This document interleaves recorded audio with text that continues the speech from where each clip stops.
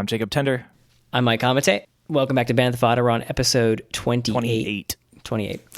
And I called this emergency meeting of Jacob and I and the Bantha Fodder Council for a very specific reason, and that reason today is I got a coworker at work who he's like my informant for Star Wars and like all things Star Wars, and he just knows that we do the podcast. His name's Scott, and he kind of like feeds me stories, whenever we're just talking. It's just like he's like, "Oh, did you hear about this?" I'm like, "No, I didn't hear about that. Thank you, though." And that's a great idea for an episode. So what he told me about today is actually this new thing that Hasbro's doing called HasLabs. Yeah, HasbroLab.com. Yeah, and so I looked at this thing and I thought of you because it seems right up your alley. Have you heard of this before I mentioned it? I had not, but by up my alley, do you mean really cool and super expensive? Yeah, and like, consuming a lot of space in your apartment. That's kind of more what I was thinking about. Yeah. Yeah.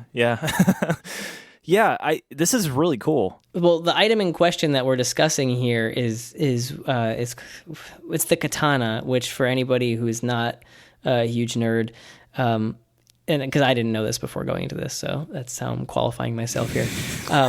It's Jabba's sail barge, which it may even be a little bit too nerdy for some people as well. So from episode 6, Return of the Jedi, Jabba's sail barge, the thing that on Tatooine that they kind of go out on. Yeah, his party boat, his yacht, essentially. Yeah, his sand yacht.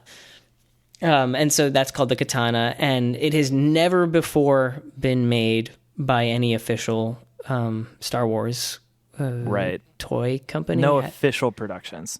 Right. And it's been really requested, and for the first time ever, Hasbro is creating this toy. But they're not putting it out on Toys R Us shelves, and that's not just because Toys R Us is closing. This is man, we got to talk about that at some point. That's really freaking sad. The sadder part is what I was reading about how I think Marco posted this, that it could have just been run normally. Like this was a planned thing that was happening.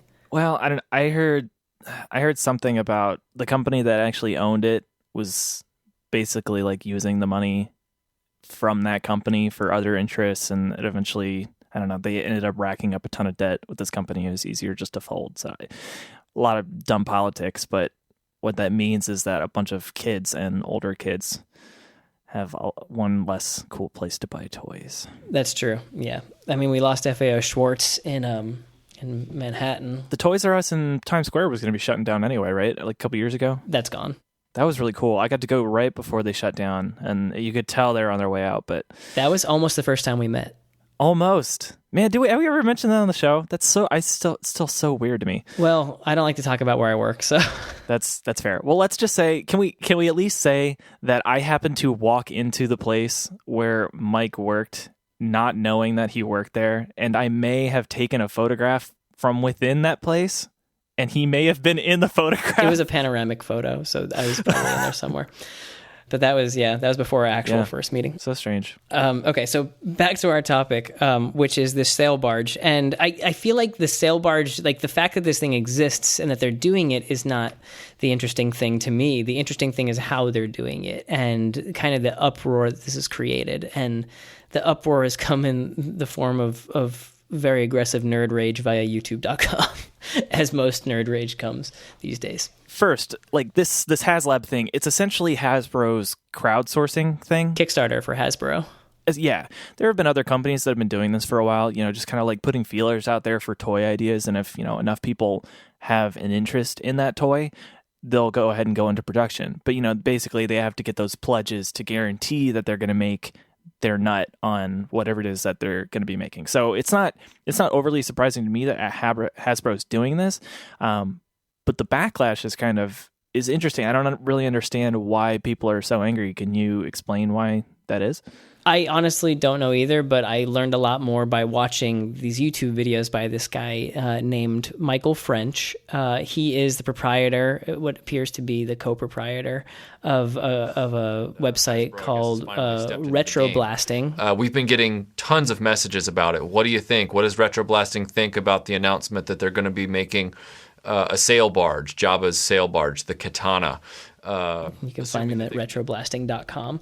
And they also have a YouTube channel where he reviews humorously. Like, like it's very clear that a lot of this channel is based on humor. I think it says it in their description. But he has these videos where he kind of just like reviews against a background, kind of just like a man in front of a camera talking about, whatever collectible or he's purchased. And in these videos that I've seen, he's definitely gone, like, there was the Voltron one. The Voltron one is really good. I would be ashamed. I would be absolutely ashamed if I was on the design team for this.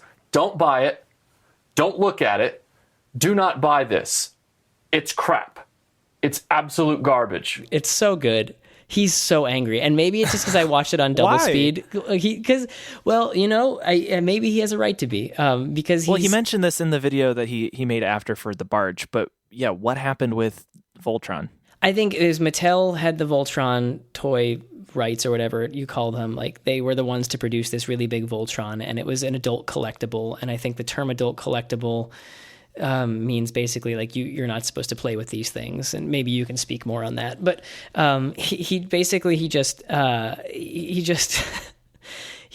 kind of goes off for like 6 minutes about how this, if you lift the arm up on this Voltron, so you want that arm to come up to do that, it falls over. And he's not wrong. He demos it, and but you see him just like shaking this thing violently, like and just positioning it awkwardly, and like really like it looks like somebody who's like trying to make a point of showing how bad something is when it's not actually as bad as it actually is. You know what I mean? Like he's like, look, it doesn't even stand up, and he lifts the arm up and it stands up. He's like, now I've gotten him to balance here, but look, he's leaned over like Abe Vigoda. He's just sitting there falling over. And he's not wrong. Like when he flips the second arm up, it definitely falls over. And then he's like, the best part is when he has it, he leans it back a little bit, and he's like, you want to lean him back? Now he looks like he's had more than a few too many. He looks drunk. Or he's about ready to do something lewd. He's just so furious with his nerd rage. And this is, again, something that Scott showed me, my coworker. He's like, you should check this guy out. And he's so right, because it's just so nerdy and awesome and angry, and I love it. And so he made another video based on this Barge, which I did watch, and I think, from what it seems to me, he was burned before, and so he's a little more, kind of wary of this HasLabs thing. Hasbro, this is your last chance. Sail Barge or die. Because we didn't really talk about the details of this HasLabs thing, but the basic deal of this is Hasbro's looking for a commitment of 5,000 buyers of a toy. Which they had not reached at the time that this guy made his video, it seemed. They had not, and that's evident from his kind of, at the beginning of the video, when he kind of like scoffs. He's like, assuming that they can get the 5,000 people to back it at $500 a sail barge. Which I don't know if that's if he's thinking that's low or high for a toy, but I would think there's 5,000 collectors in the world that might want that, regardless. And another restriction is that they're looking for 5,000 U.S. buyers. This is closed off towards international people. So maybe he's scoffing at the idea of 5,000 people that would want to buy this in the United States, but I still think it makes sense that those would exist. I mean, that's a tiny fraction of the population. And the cost of this sail barge is $500 a pop. Wow. That's a lot of money. It is, but I immediately thought of not yours, but the joke Millennium Falcon, the Lego Millennium Falcon that we did in our Christmas special. How much does that cost? Like the Millennium Falcon with like 9 million pieces or whatever it is? $800. That is $800. That is not a cheap toy. No, not at all. That's a lot. And that some also, people pay that much money for a car. Right, and very, very bad. Not a good car, but I know people that have had to pay that amount of money for a car in a pinch. So that's a lot of money. And the Lego doesn't come assembled like that. The Lego is about you having to put in the work into that thing. This Jabba's barge is mostly assembled. You have to put the sails on it or something like that. And then there's very minimal assembly. It's painted. You don't have to paint it yourself. It's not like one of those project things. Kit bash kits. Yeah. Yeah. This is a real full collectible coming to your house. This thing is 4 feet long, 50 inches, and 1.5 feet tall too. This is a substantial figure. You're gonna need serious collecting space for this, I know. And you know what? If I owned a house and I made as much money as I did maybe a year and a half ago, I would have considered this. You disgust me in many ways. Because this is, I mean, it's really cool. And this is something, like this guy mentioned in his video, this is something that people have wanted made for a long time, because when they're coming out with the initial runs of toys and they're coming out with the bigger sets, they made a lot of things. They made AT-ATs, they made a lot of the spaceships that we see in the movies. They made play sets for a lot of the planets that we see in the movies, but they never made Jabba's sail barge. So this is something that people have wanted for a long time. It's just never come around. They're finally making it, but it's kind of behind this pre-order paywall. And I don't necessarily see anything wrong with that, unless, you're somebody who doesn't see this or find out about this until after the sale, which I almost did. I don't know, when did the sale initially go up? Because there's only 4 days left. Well, yeah. I mean, how many backers are there? There are 5,454 backers. I see 5465. And by my calculation, 5472. 5472. I mean, this was at 5428 when we started recording about a half hour ago. So, these numbers they're just climbing even more. I'm guessing it's the press, because if you Google this right now, if you Google HasLab, like Jabba's barge or whatever, the first thing that comes up is comicbook.com. So not even the HasLab website. So the press for this is getting way more attention than the actual website, it looks like. It looks like StarWars.com published on March 2nd. So it looks like, I see one for February 20th. So it looks like this HasLab thing has been, at least announced or planned for almost 2 months. And yeah, I mean, they crossed their goal, which is great. And there's 4 days to go. So if you want to get it, you better go quick. There will be a link in the show notes. But yeah, $500. I mean, that's a lot of money. But I mean, look at this thing. They recently put out a couple of shots. On the 21st, they put out some shots. That's probably why the sales are increasing, actually. People are able to see what the paint is going to look like on these things, because they have an actual painted model. Whereas before they just had 3D renderings, and then they had a couple of unpainted models, which are still pretty cool. Well, and you said it's great that they reached their backers. I would say that Michael French of Retro Blasting, he would say it is not great that they met their goal. I think it seemed to me that he has a lot of complaints. He does have a lot of complaints. And he was talking about like the customer service of his last experience like this not being great. I'm like, okay, it's an entirely different company, right? So, okay. And what kind of customer service do you need on something like this? Like it's a really simple transaction. You look at the mock-ups, you say, yes, I would pay $500 for this. You pledge $500. Once it reaches the backer goal, which it has, you're charged. Okay, they have your money. Now, as soon as it's done, you get it. You wait the year, which they told you you're going to wait a year because this thing comes out 2019, February. Yeah. February 2019 for the actual toy itself. They're going to have like a cool workbook about the sail barge itself and how it was made for the movie and everything, coming out in April of this year, which is neat. But it's a simple transaction. I don't see like why you would need any customer service unless you're moving. I think the first thing is that it's his exclusivity of it, and the fact that it's going to be so limited, which, as we'll get to this, but it's already becoming like a problematic like resale thing, as we see with anything like concert tickets or limited editions of anything really. That's becoming an issue. And we'll talk about that in a second. But I think also he's raising an eyebrow at the idea of Hasbro having to do a Kickstarter. I think corporations crowdfunding their toys is kind of scummy, actually.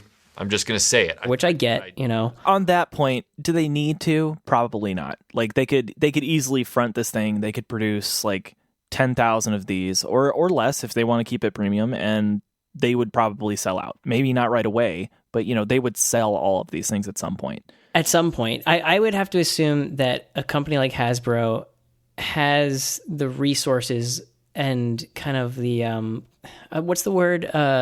Outreach, like the customer survey ability to like reach out to test groups, like their focus grouping. Like I there is a Hasbro focus group, no question, that will workshop this idea to various groups and be like, would you pay this much? How much would you pay for this? What is this worth to you? And my guess is the reason why this hasn't been made is because nobody cares about it. Like well, I think people care, but it's kind of a big thing. I mean, it is a big piece. You know what I mean? And it does. It doesn't have to be that big, but they're making it that big. They're trying to do it right, and they don't want to do it right for a loss, I guess. And I don't know how they could lose on this either. But well, with the resale thing. Here's the deal. Like, if you want it, you buy it now. And if you aren't sure, and then at some point in the future you decide you want it, you're going to have to pay more for it. And that's just kind of how it goes. Like, the resale thing is going to happen, but that's actually what makes this piece even more special. And I think that's what's going to be driving more sales. They stand to make more sales now because they're going to have those people that have FOMO. They don't want to have to pay more for something later. And that's why these pre-order things are kind of a good deal. It gauges interest, and this is the first large-scale thing like this that they've done in the vintage collection. So maybe this is just kind of like a trial thing to see how this is going to go for the future. This might set the tone for future productions. But if you want it, buy it. And if you don't, like, okay, pass on it, and maybe someday in the future you'll meet somebody who has one and you can check it out because it looks like a cool piece. And as far as quality goes, this isn't necessarily a Voltron that has arms maybe a little too heavy for its body. This is something that's going to probably sit on a table or some kind of large shelf. You're not going to be able to move it. You're probably not going to let your kids play with it. It's just like a collector piece. I can see this sitting on top of a duvet or, some sort of piece of furniture that you're not going to touch that often because it is highly detailed from what we can see from the preliminary models now. And they have an entire year before this thing has to get sent out. That's insane. That's a lot of time. So I imagine this thing's going to be pretty high quality. I don't know why they wouldn't. Hasbro is the best in the business at making toys. They've made premium toys in the past. I think this is going to come out as a really cool piece, and honestly, I wish I had the money to buy one because it's pretty cool. Are you serious? That was going to be my last question, so we'll sum that up at the end, I think. But one other thing that Michael French pointed out that I thought was really funny was the idea of the interest that Hasbro might accrue from this endeavor. That money goes into a bank account somewhere, and Hasbro sits on it, and then they make interest on your money. Just doing the math out, I think right now we're at how many backers? We're at 5,500. If you $500 times 5,500 is $2.75 million.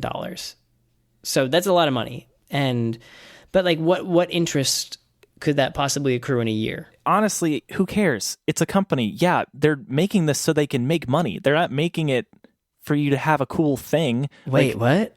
Yeah, they exist only for you, Jacob. I think the interest thing is interesting maybe from a buyer standpoint. I could see where maybe people would get frustrated with that. And that's something that I see with, other pre-orders or I've seen this with like festival tickets. Like people buy festival tickets with their credit card because, it's a lot of money. And then they have to pay the interest on that purchase on their credit card before they get the tickets. If they plan to resell, like they have to pay on that interest before they can even get the tickets to resell. You know what I'm saying? That's a different idea of the interest. But that's on the consumer's end of interest. And that I can see why people could be frustrated from that. But if you're paying $500, like you better have that money. Is the interest even that remarkable though, is my point? Because if you do the math, what is a good interest rate? What is an interest rate in the United States right now? There's investments, sure, like Hasbro could definitely take that $2.75 million and invest it somewhere and definitely grow that, however they see fit. But like we're talking about specifically interest, like on savings or like in some account or whatever. What's a good interest rate? Like I get less than 1% interest rate at a terrible American bank right now. And so highballing it 2% interest on 2.75 million is $55,000. But who cares? Like what you're paying $500 plus tax. Okay, that's your money. You've spent $500 plus tax. Them making interest on it is smart from their point of view and has absolutely nothing to do with your sale. Like at that point, you've paid them the money. It's their money. They can do whatever the hell they want with it. Well, I agree with you. I don't think the interest is remarkable at all. And I think also who cares? Yeah. Also, like even if they, for some reason, like sequestered all of the money that they made from this thing into some sort of account that has a awesome interest rate and they made a ton of money on it. That's barely going to pay delivery fees. Yeah, it's not even that much. That's like a secretary's like salary or something at Hasbro. Like that's the desk person. There you go, Michael French. Think about it like this. All of these sales are paying for that poor secretary who they were thinking about getting rid of, but now they can afford to keep her. Yeah, this is a very hot take. Keep in mind, so I'm sure Michael has a lot more experience than I do. I don't know about Jake. Jake, you're pretty experienced in the collecting sphere, but Michael seems like he knows his stuff and he's put his money where his mouth is. So I don't want to discount your rage and your upset and your skepticism because it's justified. This is my skepticism is justified at literally anything we've ever talked about in this show. That's my nature is to be skeptical about whatever Star Wars is doing. But this is kind of outside my realm, so I'm going to totally say listen, you probably have a reason to feel this way and I get it. But this is a really straightforward pre-order. It couldn't be more cut and dry. They've already given you awesome shots of what they're making, pre-production models that look awesome as they are, and they're promising you a really cool book that they're probably not going to produce for the mass market either, that you're going to get in a couple months. I would love to just have that book. It's really cool. just like the making of the Khetanna, it's really neat. It was a huge undertaking for that production, and I would love to read more about that. It's really cool. I think this whole thing is going to greenlight way more cool projects like this. Yeah. We're just getting Jabba's barge now, which is, apparently been... Sorry, also we're getting Yak Face. With it, you're also getting, you're getting the book, you're getting the barge, and you're getting a carded Power of the Force, vintage collection Yak Face with a collector's coin embedded. It's pretty cool. I mean, they haven't made a Yak Face in decades, so that's also kind of a cool selling point for this thing. I will take your word for that. That it's very cool. I have no interest in it, but I will take your word for it that it is a cool thing for collectors. Yak Face is one of the most expensive figures on the market now. I don't even know what a Yak Face is, and I'm on a Star Wars podcast right now. So let me hold on. Let me look this up. Yak Face. Wow, it just the first thing you type in Yak. That's what. Okay, and I don't think I've even seen that character in a Star Wars movie. That's why it's so rare, because they made very, very few of these things. They're very collectible. They're very expensive to buy in the aftermarket. I hate that this is a cool thing. That this character. This is like when Jared Shapiro in episode 11 or something like that lambasted me over not knowing who Reese was. He was genuinely upset at me in our interview that I did not know what a Reese was. I mean, look, I feel like there are a lot of hardcore Star Wars fans who love the movies who don't know who these characters are because they didn't play with the toys. Most people only know who these characters are because they either played with the toys or they were interested in collecting of the toys, and they had were buying them or knew the ones that they could never buy because they're way too expensive. That's why people know who Yak Face is. I had at least seen Reese in a movie before. He was in the pod racing thing. He was in the Khetanna, I think. I've never even seen a Yak Face, so this angers me. Jacob, this angers me. What I like about this, this is the first time that they've, as far as I know, the first time that they've made Yak Face at this scale. And they just kept the name Yak Face. Ponda Baba was Walrus Man. All of these people had different names on their original character cards, and when they got reproduced later in the 90s series, they got their official names, their actual Lucasfilm character names. Yak Face is still Yak Face. Yeah, that's so remarkable.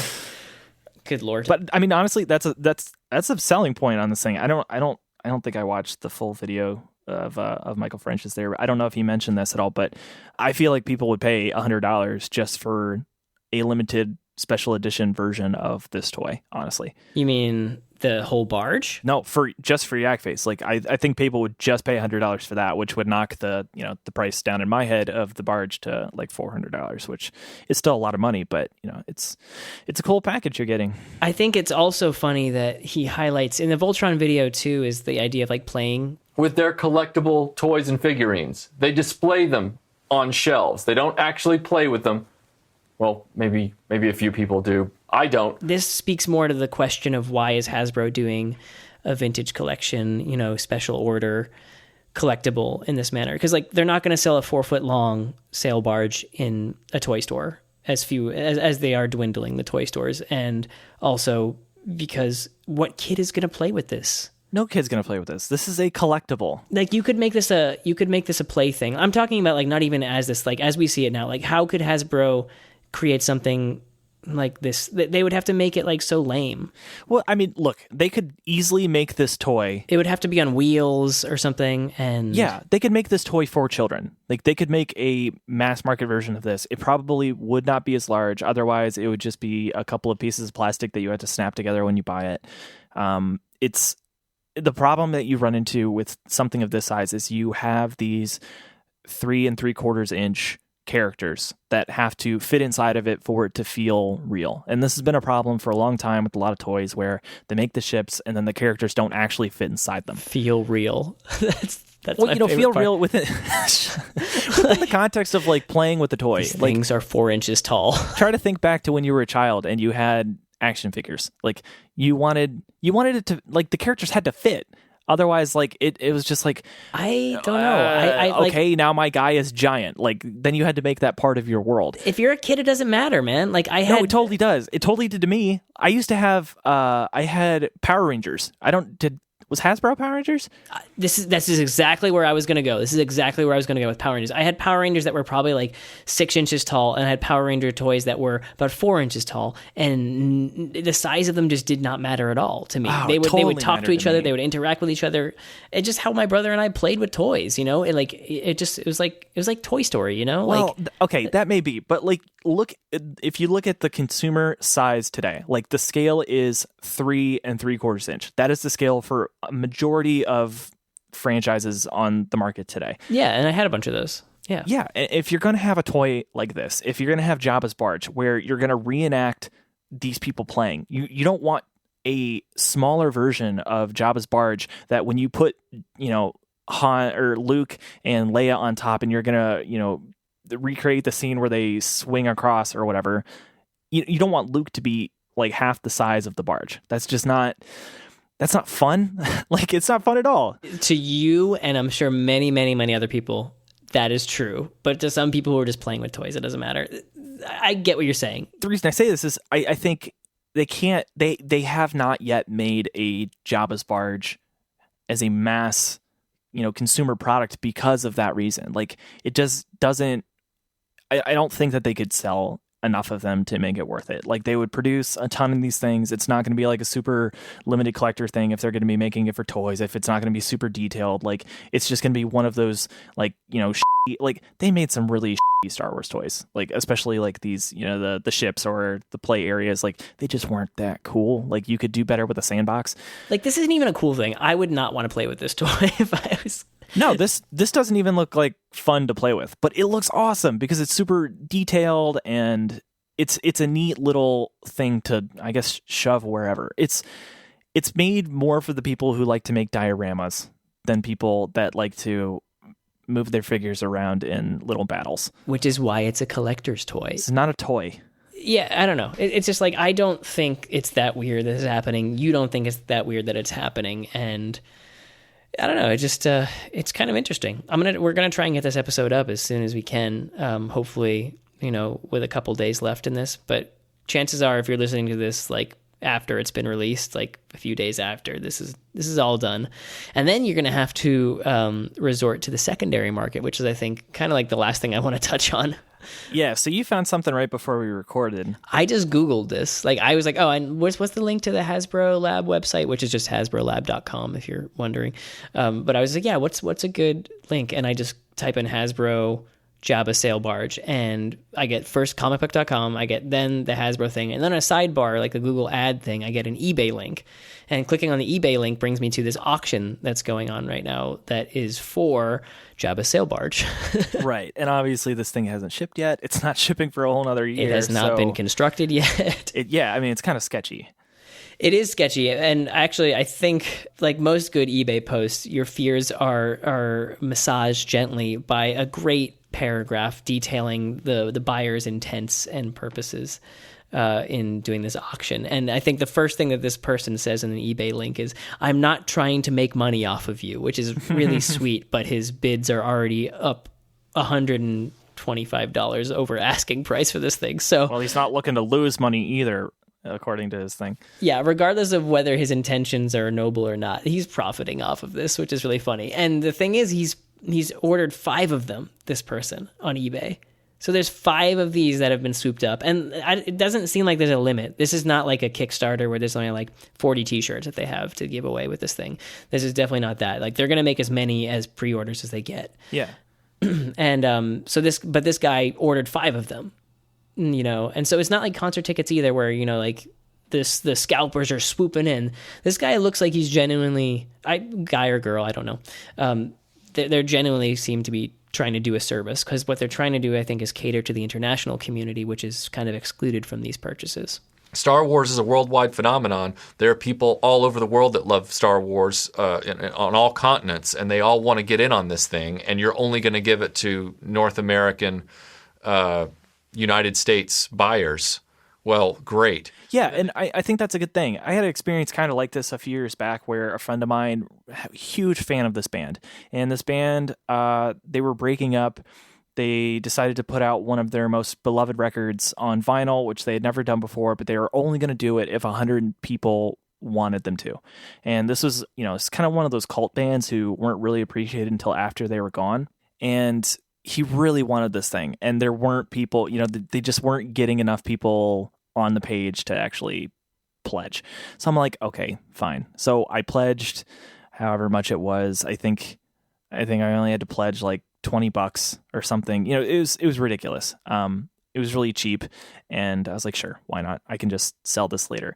I still have it now, and that thing is worth like $500. It's insane because they're never going to make it again. And it was, you know, super deluxe. It came in like a burlap package that had like their emblem scorched across the front of it. Really neat packaging. So I can see why this is something that this guy's doing, because he knows he can see ahead into the future, where he knows that there's only so many of these things. People have not heard of this thing yet. So inevitably somebody's going to find out about it later. And the more of these that are on the market, the better. It's going to be better for market price for people who actually collect later on. It's not necessarily great for his copy of this toy or this collectible, because obviously the more you buy, the less the value goes down. So he doesn't seem concerned about that, which I think is nice. His description on that eBay post was really funny. It's very detailed. Should we link to that? Yeah, I've got it in the notes. Okay, awesome. I just want to be like, throw a couple buyers his way if somebody gets it after the fact. Well, he said he might even buy more, depending on interest. Yeah, maybe there's some people probably out there that aren't as noble as this person, and I kind of worry that like there's going to be some people taking advantage of this, you know, like doing a buy it now for $1,000, and there are collectors out there that, you know, are going to miss they're going to miss the worm that are late birds. I don't know how to do the metaphor, but yeah, they're gonna miss the worm on this one. And this is certainly a worm. You know what? I would pay $500 for this if Jabba sweat. That's what would make this worth it. If Jabba was actually like a gooey sponge that kind of like excreted. Oh God, that wouldn't last. In the 90s, they used to make toys like that. You remember? And they, like, if you left them out in the sun too long, you'd go and pick it up, and like it would just stick to your hand. It's just absolutely disgusting. No, I don't remember that, but I'm glad I missed like it. Stretch Armstrongs. And, yeah. I mean, I don't think he was designed like to be sweating though. Like, yeah, well, no. But the ones that are supposed to give you this feeling that they're, you know, like an alien gelatinous. Yeah, definitely creepy and weird to touch that thing. You remember those little keychain toys where it's like a cat or something, and you squeezed and its eyes kind of popped out a little bit? Yeah. Those things got totally nasty. Well, we had the pig butt ones, you know. Yeah, like, the pig you'd butt squeeze it and the poop would just shoot out of its butt in like a weird way. Good toys. Good toys. I would pay $500 for a giant pig that shot poop out of its butt like that. If you hugged it, you have to hug it, and the poop just shoots everywhere. Well, maybe that'll be the next installation on HasLab. I will back that. I will back it. Yeah, but I in summary, Jacob, would you buy this thing? If I had the space and the extra spending money, yeah, totally. Like, it's really cool. I really like the ships, like, you know, things that can sit around the room, but, you know, they're big, they're cool to look at, because, you know, pop figures, toys still in the box, they're fine, but they're not like cool to look at. At least these are cool, like little, you know, display pieces in a way. Don't you think people won't take this out of the box? Yeah, for sure. If it were me, I would take it out and I would probably put it in a case. I think a lot of the Oh yeah, like your Chewbacca head.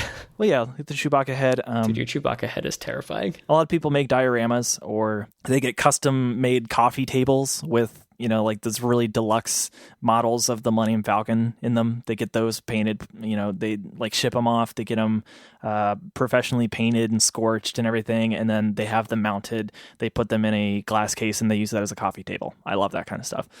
That's what I would do if I had something like that. Like what kind of, like I live in like an apartment with like 5 feet of walking around space in it. Dude, the Midwest is so much different. Square footage for days. I don't think if I had a mansion, I probably wouldn't. It would be bare walls. Oh, I would. If I had a mansion, I would have multiple rooms. You would have wings dedicated to your stuff. My dream, I think I've mentioned this on the show before. My dream someday, I do know this, is a large entryway that has tons of ships just like hung from the ceiling all over the place. Like, the Toys R Us display Falcon, my Toys R Us Naboo Starfighter, just like all the big models just like flying all over the place in a big battle. That'd be so cool. You would totally be Guardians of the Galaxy's collector. Like that's where people would come to you for like weird stuff and to like see your oddities. Your Chewbacca head is terrifying. I'm going to be straight up with you. That is one of the most horrifying things. You've seen photos of that collectible in poor condition. Those are terrifying.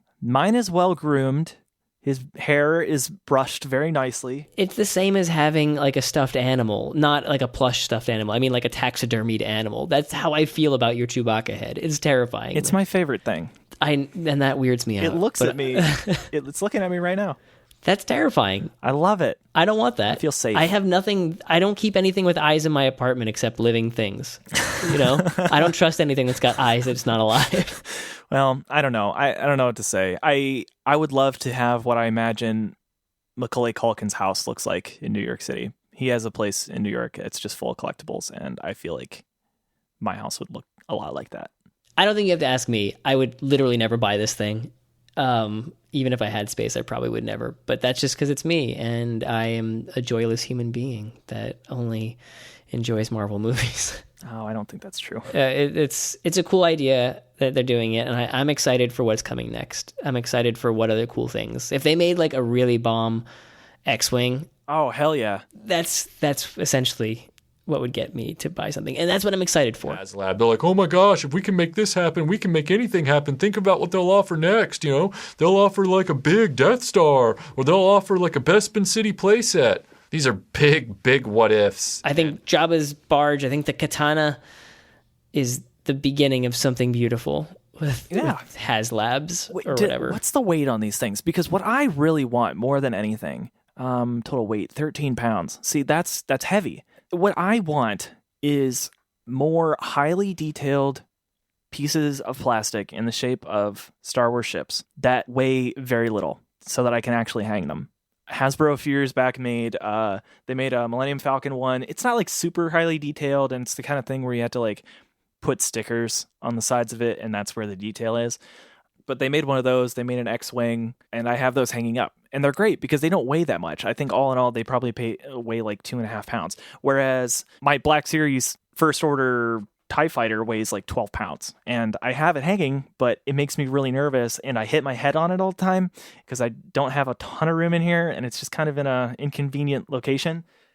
And if it falls, like someone's going to get hurt. It's a really heavy collectible, but like, what am I supposed to do with it? I don't just put it on the ground. That's lame. I want to hang it up. So more highly detailed pieces of plastic in the shape of my Star Wars toys. That's what I want. I'm still waiting for you to hang your Naboo Starfighter. Oh man, I wanted to so bad. I was alone in my office for an hour, just like holding it above my head, trying to figure out like a configuration that might work. And with the way my office is, there's like a slanted portion of my ceiling because it's in like a like the side of the house in the upper level. And I couldn't swing it. It's not a tall enough room. And also it's really heavy, and I would have to actually put anchors into the wood in my ceiling, and I rent. So it's just not going to happen here. Someday. I've seen people who have them in their drop ceilings. They have them like affixed with essentially just wire in a room that's already only like 7 feet in height. When I look around on Google for them, yeah, I see them hanging like that, and it's just like, oh god, like that one, that looks terrible, and two, like how do you move in that room? You have to duck every time you walk through the center of that room. That's insane. It's endearing. Oh, that's the room that you have to duck in. Why? Because my giant watch fighter is just hanging from the ceiling. Yeah, watch your head. Watch your head. Well, this is cool. Tell your buddy, thanks for showing me this. This is neat. I'm going to keep an eye on this once it hits eBay and see what these go for. I will. This is the kind of thing that's going to be really expensive for a long time until it's out of mind and somebody dies and their grandkid, who has no idea what they have, sell it at a garage sale for like $100. Man, they have sold a lot of these things since we've been on the call. They've sold like 80 of these since we got on. That's crazy. That's what's $40,000 right there. How many action figures in a regular toy run? You know, like how many units does Hasbro produce for a regular? Yeah, that'd be interesting. If anybody has any idea, that would be cool info. Well, that's going to do it for us, I think. If you have any ideas, you know, if you just tweet at us, at Mike Kamate, at Jacob Tender, at Bantha Fodder FM. Our show notes with links to all of these things, including a link to the actual Khetanna being sold at Hasbro, is going to be found at banthafodder.fm/episodes/28. Or you could just, look at your show notes, because those are good things to look at. Look around your podcast app. I feel like there are a lot of people who have no idea that they can look at show notes in their podcast app because they put on their podcast and then they don't look at their screen anymore. They just lock their phone, put it in their pocket, or if they're driving or whatever. Well, if you're driving, you shouldn't look at show notes anyway. But you know what I mean. People aren't like looking around in their apps. Try swiping stuff around. Do they have it in the Apple default app? I would never use that app. Yeah, I wouldn't either. But I'm guessing they probably do at this point. I know a lot of the third-party ones do. But just swipe your fingers around on album art and stuff, and who knows? Maybe some cool links will pop up you've never seen before. I will say that if you were not looking at your phone for our last episode, you missed some pretty interesting graphics. There's some cool Easter eggs in there. Yeah, there's some. Yeah, so Jacob found a way to kind of, can we say this? Is it secret? No.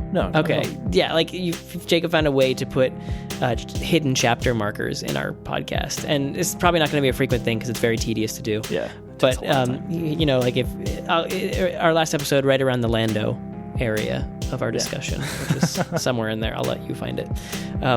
But there's some interesting stuff going on there with some pictures. But yeah, thank you for listening, and we'll see you next time for something. Han Solo, we got in like a month and a half. Holding my breath. All right, thanks for listening. I'll see you later. Bye.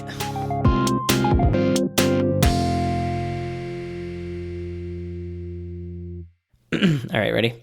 I'm Jacob Tender. No, wait, I didn't just counting what? it. Okay, why do you have to count it in? How long have we done this? That's what Jad Abumrad does, so I do it too. I don't care what Judd Apatow does. Let's just do this. That's not who I said. Not the name that I used.